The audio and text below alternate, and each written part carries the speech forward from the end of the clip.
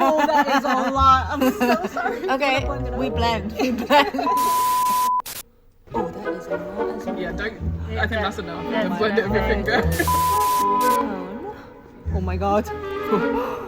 I don't know, it is working out for me. Finding the right shade of makeup can be a struggle, especially if you have really fair or dark skin. But things are changing, and some brands are using new AI skin matching tech to be more inclusive. So will we ever get to a point where everyone can find their perfect match? That's what we're exploring today on What in the World from the BBC World Service. I'm Hannah Gelbart. So we've taken our extra blusher off back in the studio. Sue, how do you match your makeup to your skin tone? I guess I look at both like undertones and overtones of my skin when it comes to like picking colors for foundation and blushes.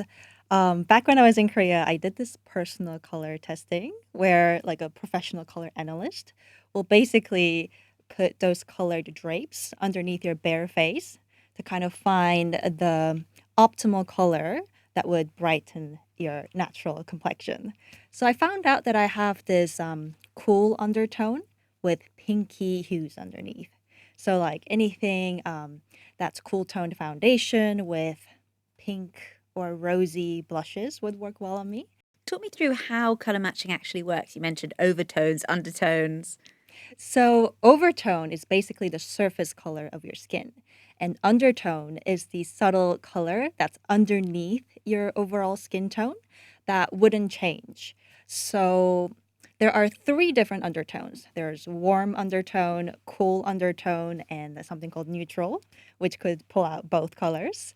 So warm undertone would have this golden, yellowish undertone colors, and cool tones more of pink, purple, bluish undertone colors.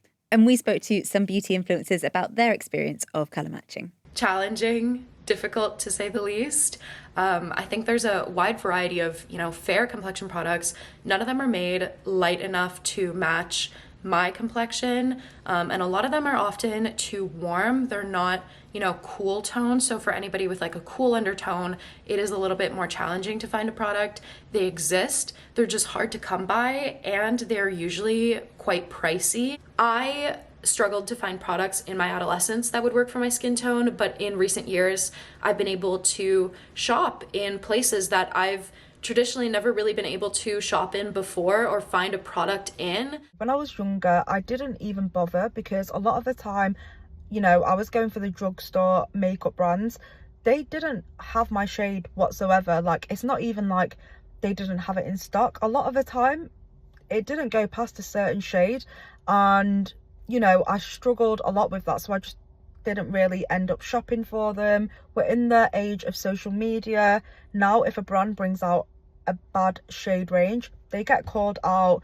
There's repercussions, less people buy from them, there's bad press. Whereas back in the day, there wasn't really that much of that. Absolutely, brands have changed. When a new brand launched and they launched with 50 shades, I think that was groundbreaking because it triggered so many other brands to like look internally and think, we should have been doing that the whole time. And again, with social media, because people were getting called up on it, evoked a lot of brands to make the right decision and do what they should have been doing this whole time.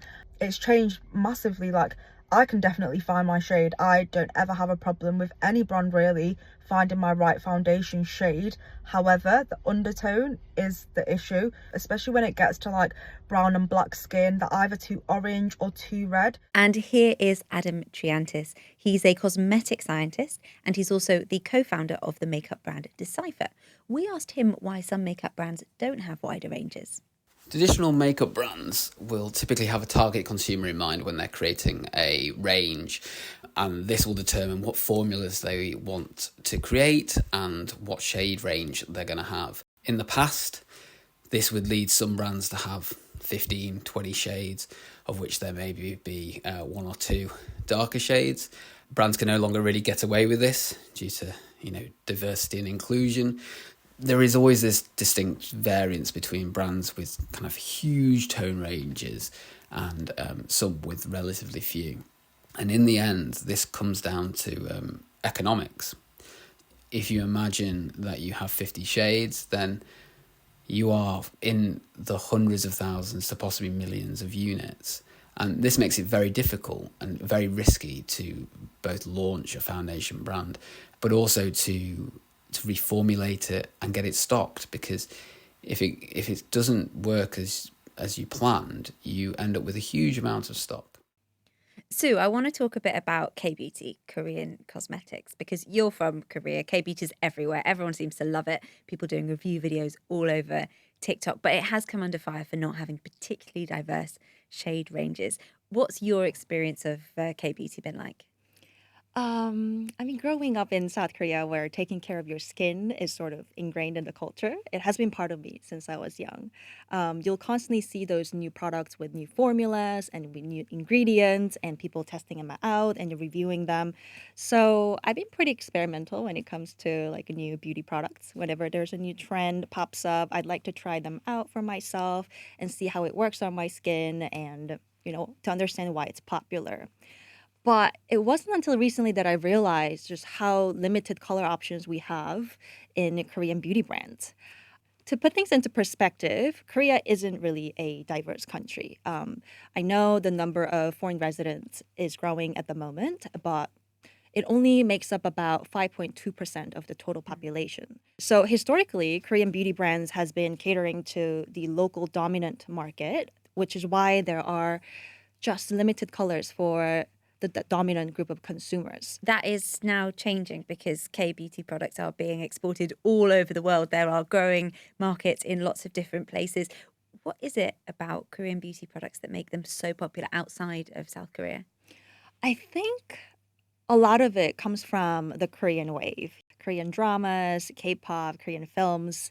A lot of the users and influencers that I've interviewed in different countries, they've mentioned that they first came across Korean beauty products through those Korean content.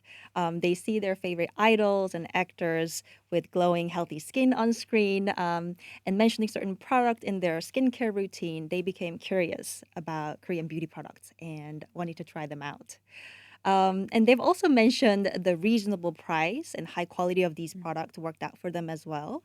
And comparing the prices to these global Western brands. And right now, with more global recognition of Korean brands, you see those brands doing pop-up stores in different global cities, and these big global retailers like Sephora carrying Korean products has become a lot more accessible in general. Soo, what kind of numbers do we have for the industry? So, according to the Korea Health Industry Development Institute, right now the domestic market is valued at around over $11 billion. But if you look at exports, South Korea has become a key player in the global market. So, in 2023, South Korea was the second largest cosmetic exporter, right behind France. And a more exciting update is that for the first time ever, Korean cosmetic exports surpassed $10 billion in 2024, just last year, which is a 20% increase from a previous year. So the global market is nearly as big as the domestic market now. Yeah. Soo, what are some of the biggest markets globally for K-beauty products? So right now, the biggest market for Korean cosmetics is China, with over $2 billion in exports. And the second biggest market is the United States, with just a little over $1.24 billion in exports in 2024. And which are some of the kind of growing upcoming markets? Yeah, it's interesting how that will shift in the coming years, because right now we're seeing increase in exports from the countries in the Middle East and some of the emerging markets in Southeast Asia and Africa. Gloria Achieng is a BBC reporter in Nairobi, and she sent us this. So Korean culture is quite big in Kenya. We are seeing a lot of women using Korean skincare products. Even when you go to these cosmetic shops nowadays, you have to find a corner that is definitely selling Korean skincare products.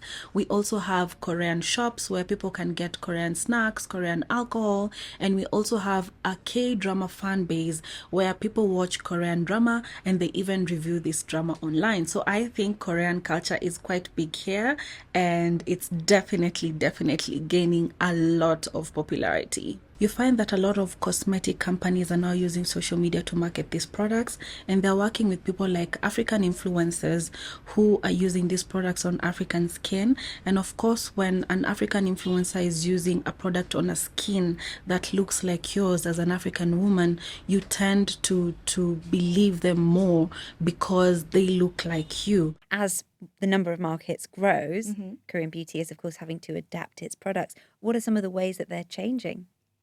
So a lot of the companies are launching their new darker shade range, new darker foundations and blushes for darker skin tones, and even the lip products for darker skin tones. I've spoke with Kolmar Korea, which is a ODM company, original design manufacturer that carries product for over 3,700 Korean brands. And they mentioned about 20% of their clients, Korean brands, have requested them to develop products for darker skin tones. So they've been running this in-depth, long-term color research just to develop the right formulas. So they brought in these focus groups from Africa, the Americas, the Pacific, and other regions to run this real color matching test. What did they find in this research? Are they going to change their formulas? So they found this key issue during their research. Titanium dioxide, which is an ingredient that's commonly used for Korean cushion foundation that has a white pigment, it doesn't really work for darker skin tones.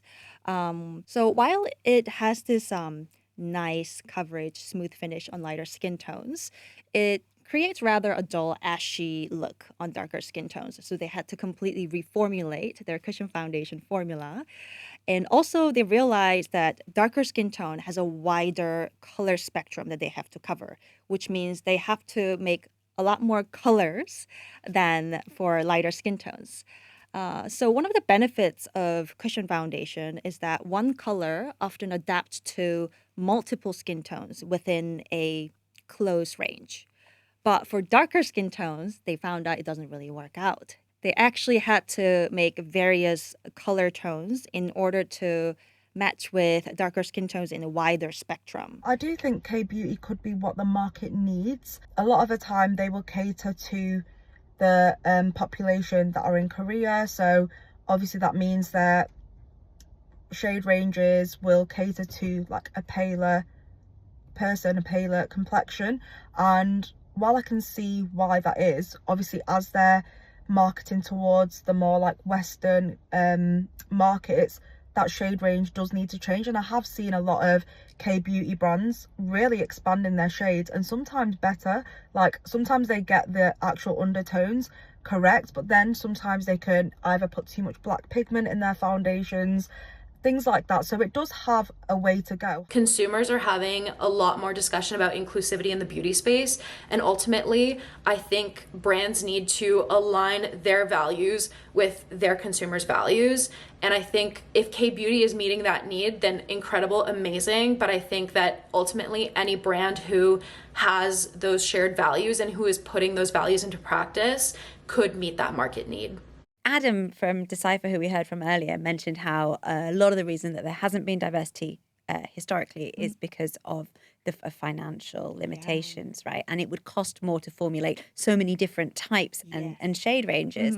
And he and Dcypher have come up with a solution. So let's hear from him now, talking about how they use AI for on-demand colour matching.